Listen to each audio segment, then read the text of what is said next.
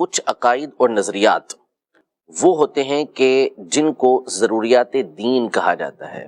اچھا. یعنی ایسے عقائد اور نظریات ہوتے ہیں کہ جس پر بندے کے دین کا دار و مدار ہوتا ہے، اور ان عقائد اور نظریات کو کہ یہ اسلام کے ضروری عقائد ہیں، اس کو ہر خاص اور عام جانتا ہے. جیسے مثال کے طور پر اللہ پاک ہے، یعنی اللہ کی ذات کو ماننا، یہ ہر خاص اور عام مسلمان جانتا ہے کہ ہمارا یہ عقیدہ اور نظریہ ہے کہ اللہ پاک کی ذات موجود ہے. یہ ہم عقیدہ رکھتے ہیں. اس میں یہ نہیں ہے کہ یہ صرف اور صرف اہل علم کو، علماء کو معلوم ہو، بلکہ علماء کو بھی اور جو ان کے صحبت میں ہوتے ہیں سب کو یہ بات معلوم ہے. تو خاص اور عام جب ہر ایک اس بات کو جانے کہ یہ مسئلہ دین کا ضروری مسئلہ ہے، اس پر دین کا دار و مدار ہے، تو ایسے مسائل کو ضروریات دین کہا جاتا ہے.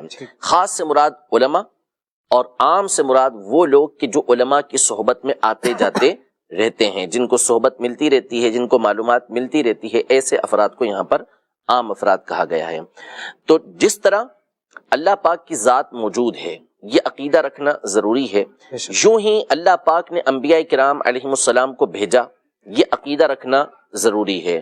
اور نبی محترم صلی اللہ علیہ وسلم اللہ کے نبی ہیں، یہ عقیدہ رکھنا ضروری ہے. ضروریات دین. اگر کوئی شخص ان میں سے کسی بات کا انکار کرتا ہے تو وہ دائرہ اسلام سے خارج ہو جائے گا. لیکن جس طرح اللہ جل شانہ کی ذات کو ماننا ضروری ہے، یوں ہی یہ ماننا بھی ضروری ہے کہ اللہ پاک کے علاوہ کوئی دوسرا معبود نہیں ہے.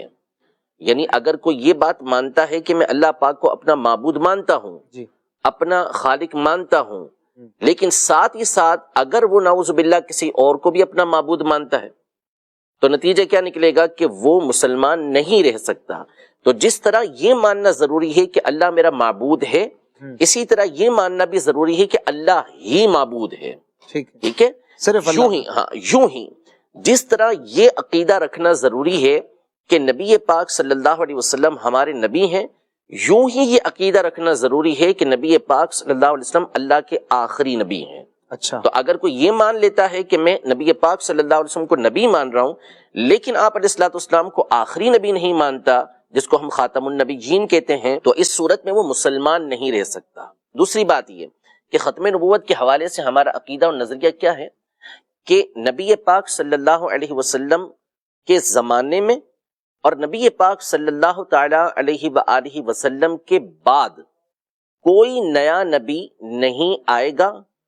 یہ رکھنا عقیدہ کہ نبی پاک صلی اللہ علیہ وسلم کے زمانے میں اور آپ کے بعد کوئی نیا نبی نہیں آئے گا اور نہ نیا نبی آ سکتا ہے. اگر کوئی یہ عقیدہ رکھتا ہے کہ نبی پاک صلی اللہ علیہ وسلم کے بعد کوئی نیا نبی نہیں آئے گا، کہتا ہے کہ نہیں آئے گا، لیکن وہ اس کو ممکن مانتا ہے کہ ہو سکتا ہے کوئی نیا نبی آ جائے، تو ایسا شخص بھی دائرہ اسلام سے خارج ہو جائے گا. اس لیے کہ جب اللہ پاک نے اس بات کا واضح اعلان فرما دیا کہ نبی پاک صلی اللہ علیہ وسلم یہ آخری نبی ہیں، آپ پر نبوت کا دروازہ بند کر دیا گیا، اب وہ کہتا ہے کہ نہیں کوئی اور نبی آ سکتا ہے، تو اس کا مطلب ہے کہ وہ اللہ پاک کی بات کو جھٹلا رہا ہے. صحیح کہ اللہ پاک فرمائے کہ نہیں آئے گا، نہیں آ سکتا، ان پر نبوت کا دروازہ بند ہو گیا، ختم ہو گیا، اب کوئی نبی نہیں آنے کا، وہ کہتے نہیں آ سکتا ہے، تو آپ تو اللہ پاک کی بات کو جھٹلا رہے ہیں. یہ بہت سارے دلائل ہیں، اور اس میں سب سے بنیادی جو عقیدہ اور نظریہ ہے وہ سورۃ الاحزاب میں اللہ پاک نے واضح طور پہ فرمایا کہ ما کان محمد ابا احد من رجالکم ولکن رسول اللہ وخاتم النبیین وکان اللہ بکل شیء علیما. یعنی محمد صلی اللہ علیہ وسلم تم میں سے کسی مرد کے والد نہیں ہیں، وہ تو خاتم النبیین ہیں، یعنی تمام نبیوں میں سب سے آخر ہیں اور اللہ کے رسول ہیں، اور اللہ ہر شے کو جاننے والا ہے. تو یہ اللہ پاک نے واضح اعلان فرما دیا سورۃ الاحزاب کے اندر کہ نبی پاک صلی اللہ علیہ وسلم یہ اللہ کے آخری نبی ہیں، اب کوئی دوسرا نبی ہو نہیں سکتا. تو یہ جاننا ضروری ہے. یہ تو ہو گیا عقیدہ اور نظریہ ہمارا کہ نبی پاک صلی اللہ تعالی علیہ وآلہ وسلم کے زمانے میں اور آپ کے بعد کوئی نیا نبی نہ آیا ہے، نہ آئے گا، نہ آ سکتا ہے. ٹھیک ہے، یہ عقیدہ رکھنا ضروری ہے. جب تک یہ عقیدہ نہیں رکھیں گے کوئی مسلمان نہیں ہو سکتا. یہ ضروریات دین میں سے ہے جس پر بندے کے دین کی بنیاد ہے. یہ تو ہمارا عقیدہ اور نظریہ ہے. باقی رہا نبی پاک صلی اللہ تعالیٰ علیہ وآلہ وسلم کی بہت ساری احادیث طیبہ بھی ہیں، اور جو شخص اس نظریے اور عقیدے کا انکار کرتا ہے تو گویا کہ وہ اللہ پاک کی ذات کے اوپر حملہ کرتا ہے، وہ نبی پاک صلی اللہ تعالیٰ علیہ وسلم کی ذات پر حملہ کرتا ہے کہ ان لوگوں نے نعوذ باللہ جھوٹ بولا، جبکہ اللہ اور اس کے رسول فرما رہے ہیں کہ نہیں آئے گا. تو اب وہ جب کہے گا کہ آ سکتا ہے یا آیا یا آئے گا تو نعوذ باللہ انہوں نے کہا کہ اللہ پاک نے یا رسول پاک صلی اللہ علیہ وسلم نے جھوٹ بولا ہے.